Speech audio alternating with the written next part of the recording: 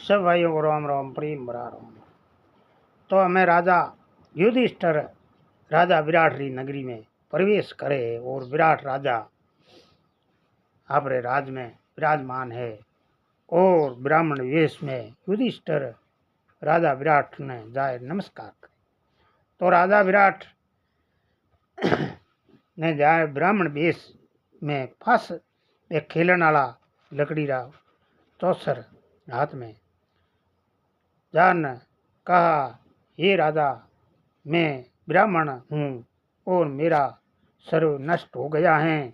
मैं जीविका चलाने के लिए आपके पास आया।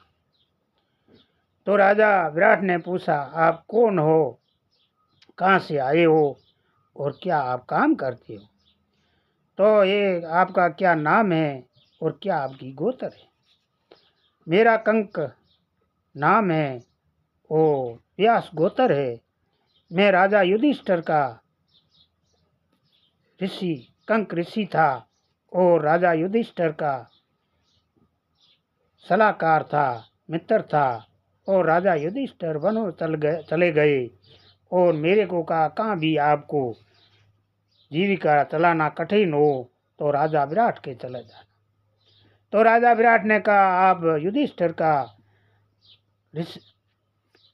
ब्राह्मण हो और मित्र हो तो मेरे ही जैसे ही आपने राजा युधिष्ठिर रखते थे वैसे ही मैं भी रखूंगा और आपको यहाँ राज को संभालना और मेरे साथ चौसर खेलना, यही जो युधिष्ठिर जो काम कराता था वही आप इधर भी काम करिए और मेरे पास रहिए। इतने में राजा युधिष्ठिर विराजमान हुए, कंक ऋषि नाम बताया और राजा ब्राह्मण वेश में राजा विराट के वहाँ राजा विराट ने स्वीकार किया। इतने में भीमसेन लंबा सा एक चमचा लिया हुआ हाथ में और विराट राजा से जाके कहा, हे राजा, मेरा सर्वनाश हो गया है और मैं पांडवों का रसोइया था और पांडव वनवास चले गए। आज मेरी जीविका चलाना भी कठिन हो गया है। मैं एक रसोई बनाना में नपूर्ण हूँ और मैं जैसी भी कहती है वैसी रसोई बनाता हूँ। तो राजा विराट ने कहा, आप रसोइया तो नहीं दिखते हो, परंतु फिर जैसे कहते हो तो अच्छा है। आप पांडवों का रसोइया हो तो मैं भी आपको रसोइया रख लूँगा। फिर भीम ने कहा, मैं एक जो पहलवान कैसा भी हो मेरे से जीत से नहीं जा सकता है। मैं भीम और मैं दोनों ही कुश्ती खेलते थे और मैं भीम जैसा पहलवान हूँ और मेरे से पहलवान कोई भी जीत के नहीं जाएगा। तो ये दुगनी खुशी हुई विराट राजा को और विराट राजा ने भीम को भी रसोइये के रूप में स्वीकार कर लिया और रसोई सौंप दिया। तो ये रसोई सौंपने का क्या, भीम ने भूख ज़्यादा लगती थी और भीम ने कहा, मैं खाना बनाऊंगा, जो खाना खा लूँगा कोई किसी को मालूम पड़ेगा नहीं, तो मेरी साल भर में खुशी से रहूँगा और भूख भी नहीं लगेगा। इतने में तो राजा भीम अर्जुन नपुंसक हो गए और नट का वेश किए हुए और स्त्री का वेश बनाकर मैं स्त्री राजा के सभा में पहुंचा और कहा, मैं एक नपुंसक हूँ और स्त्रियों को संगीत सिखाता हूँ और गाना बजाना मेरा काम है। लड़कियों को संगीत और जो भी मैं विद्या में नपूर्ण हूँ और जो विद्या कहेगी वो मैं स्त्रियों को सिखा सकता हूँ, लड़कियों को सिखा सकता हूँ।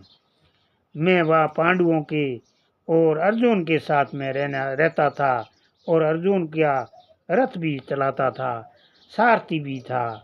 और मैं आज वो पांडव वनवास चले गए, अब मेरी जीविका चलनी कठिन हो गई।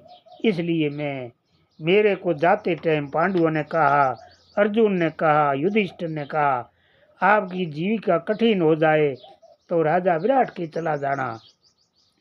विराट धर्मात्मा है और विराट गए हुए उसी को आपकी जीविका आसानी से चल जाएगी, हम आएंगे वापस आ जाना।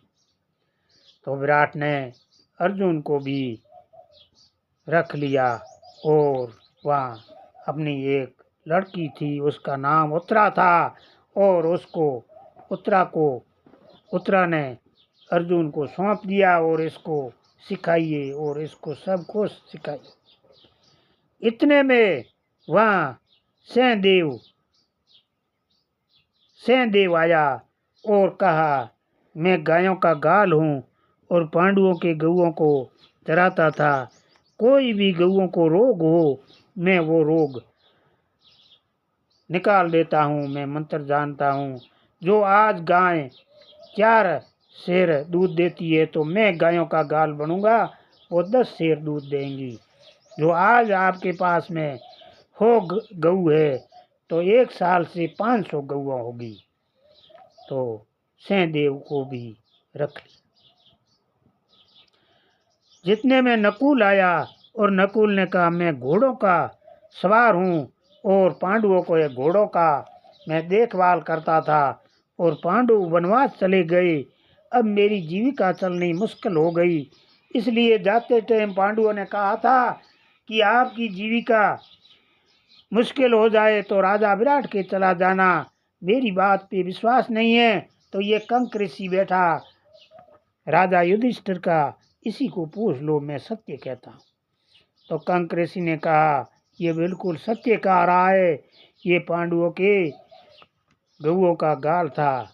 और नकुल ने कहा, मैं घोड़ों का जे कैसा भी घोड़ा हो मैं उसी को खिलाने में और उस घोड़े को देखभाल करने में, कोई भी घोड़ों की बीमारी हो तो उसी को मैं ठीक कर देता हूँ। मैं पांडवों के घोड़ों का रक्षक था और मैं पांडव वनवास चले गए।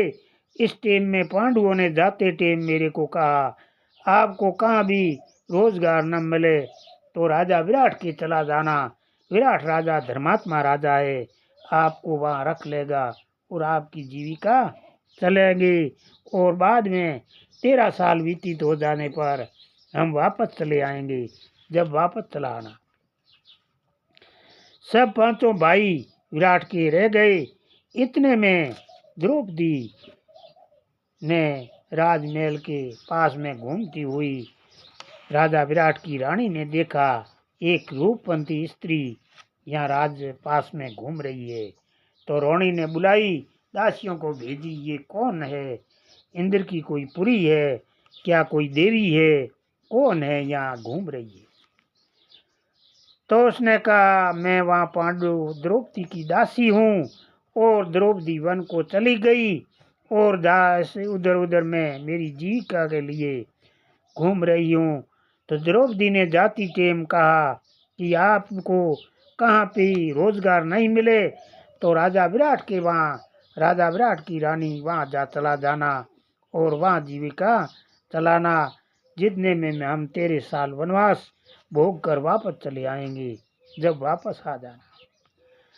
तो रानी ने कहा, आप दासी के रूप में तो नहीं हो, आप तो देवी जैसा रूप है और कोई देवी दिख रही हो।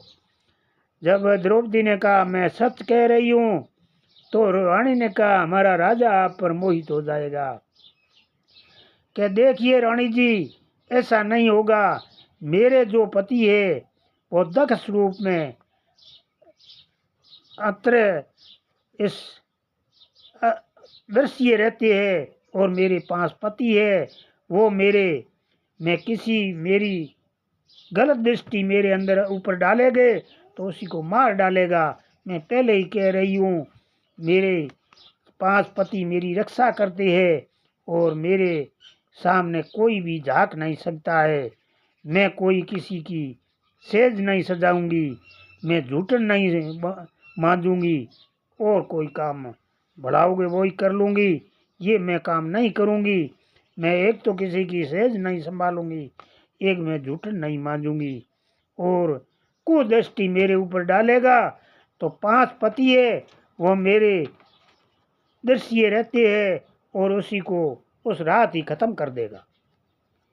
तो उसने विराट की रानी ने द्रौपदी को ही रख लिया और 5 पांडु सटी द्रौपदी राजा विराट के वहाँ नौकर रह गए और 1 साल उसी को छिप के रहना था, अपनी पहचान छिपानी थी।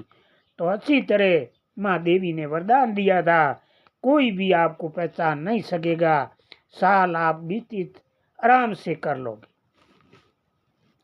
तो खुशी के साथ वहाँ 5 पांडव, द्रौपदी और राजा विराट के अपने आराम से जीविका चलाने लगे। और आगे क्या होता है आगे के वीडियो में सुनाएंगे सब भाइयों। ऐसी ऐसी विपत्तियाँ वो जैसे 5 पांडु द्रौपदी के 5 पति थे, राजा युधिष्ठिर जैसा और अर्जुन जैसा बाणावती, भीम जैसा बलवान, सहदेव नुकल जैसा रूपवंत, उसी को भी विपत्ति पड़ी थी। आपके दुख सुख तो ये आने वाला, सुख और दुख एक समान है, क्या इसमें सुख है और क्या दुख है, क्या क्या कैसे कैसे राजा थे। युधिष्ठिर जैसा कोई राजा धर्मात्मा राजा नहीं हुआ, उसने भी विपत्ति पड़ गई। और द्रौपदी शक्ति का अवतार था, उसने भी शुभ के किसी की दासता स्वीकार करनी पड़ी और उसी की मजबूरी थी, 1 साल शिव के रहना था। सब भाइयों को प्रेम भरा ये पुरानी टाइम में कैसी कैसी पांडवों में भी विपत्ति पड़ी, ये भी सुनो और आगे देखो।